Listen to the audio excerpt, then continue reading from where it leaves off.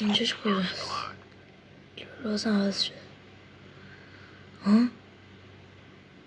یادم میاد شپرد منو کشت، منو آتیش زده و ازش باید برم انتقام بگیرم. خدا رو شکر منو کنار بلک مارکت کشته. یکی از دوستام اونجاست، پس بهتره سریعتر برسم اونجا. یه زیپلاین هم هست که راحت تر بریم. ممنون از سازنده کال آف دیوتی موبایل.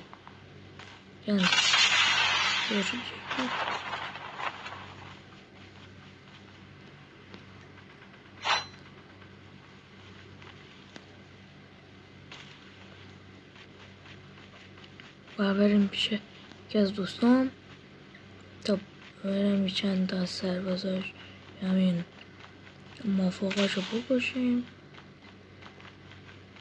که دیگه جرأت نکنه منو بزنه.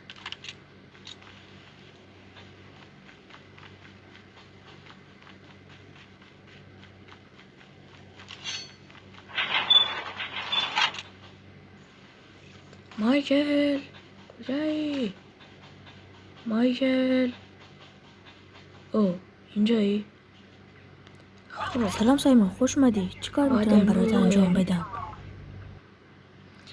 گفت امینه شپرد منو کشته، همین لباسم عوض شده. میخوام یکی از مکانهای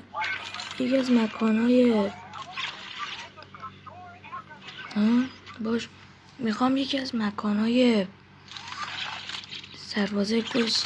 سربازه شپرد رو بهم بدی تا برم بکشمش.